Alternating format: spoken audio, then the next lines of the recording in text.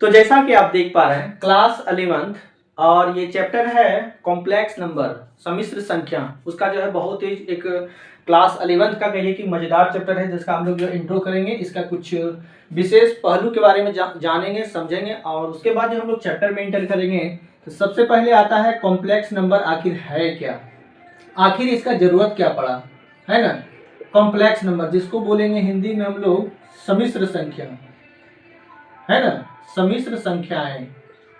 तो ऐसा देखिए जैसा कि नाम यहाँ पे दे रखा है सम्मिश्र संख्या है, यानी कि मिश्रण क्या हुआ। जब दो या दो से अधिक संख्या को मिला देंगे तब हम कहेंगे उसको क्या, कॉम्प्लेक्स नंबर। ठीक है, तो कॉम्प्लेक्स नंबर का जो स्टैंडर्ड फॉर्म होता है वो होता है मतलब एक ऐसा नंबर जिसको हम a प्लस आई बी का फॉर्म दे सकें। ठीक है, इस तरह का अगर रूप लिखते हैं नंबर को तो इस नंबर को कहा जाता है कॉम्प्लेक्स नंबर, जहां a और b जो है, a और b हमारा जो है वास्तविक संख्या है और ये i जो आप देख रहे हैं इसको कहा गया काल्पनिक काल्पनिक संख्या, है ना। ये हमारा है रियल नंबर a और b, लेकिन ये i जो है, i यानी कि आयोटा बोलते हैं इसको, आयोटा। ठीक है, आयोटा। ठीक है, ये आयोटा है और ये इमेजनरी, इसको इमेजनरी इमेजनरी नंबर, स्पेलिंग जरा चेक कर लीजिएगा दोस्त। ठीक है, तो a और b जो है ये रियल नंबर है और i क्या है हमारा इमेजनरी नंबर जिसको हम बोलते हैं कॉम्प्लेक्स नंबर। ठीक है, ये कॉम्प्लेक्स नंबर का जो स्टैंडर्ड फॉर्म है। अब ये देखिए क्या है कि आखिर क्या जरूरत पड़ा कॉम्प्लेक्स नंबर का।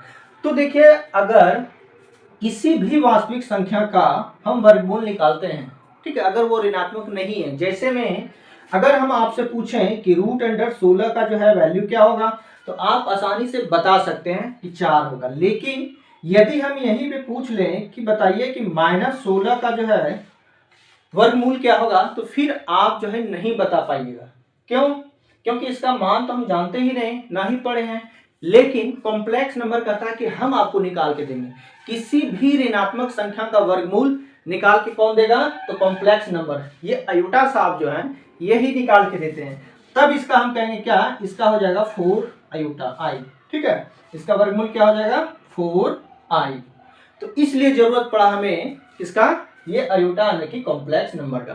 तो एक बहुत बड़ा योगदान है बड़े बड़े रिसर्च में या फिर जो है समस्या को समाधान करने के लिए जो है कॉम्प्लेक्स नंबर का इस्तेमाल किया जाता है, या फिर वहां कहिए जहां पे ऋणात्मक संख्याओं का वर्गमूल नहीं निकाला जा सकता है, लेकिन ये कॉम्प्लेक्स नंबर यानी कि आयोटा जो है ये आपको जो उसका भी वर्गमूल निकाल के देगा, इसलिए इसकी जरूरत पड़ा। ठीक है, आगे बढ़ते हैं। अब यहाँ पे a और b का वैल्यू तो कुछ भी हो सकता है, जो भी नंबर दे रखा वो होगा, लेकिन ये आयोटा जो है, आयोटा यानी कि i का वैल्यू जो होता है रूट अंडर -1 होता है। ठीक है, रूट अंडर -1 होता है ये i का वैल्यू। जैसे में यदि आपसे हम बोले कि ये एक द्विघात समीकरण है x² + 1 = 0। ठीक है, अगर हम आपसे पूछें कि बताइए x का वैल्यू क्या होगा तो नहीं बता पाइएगा।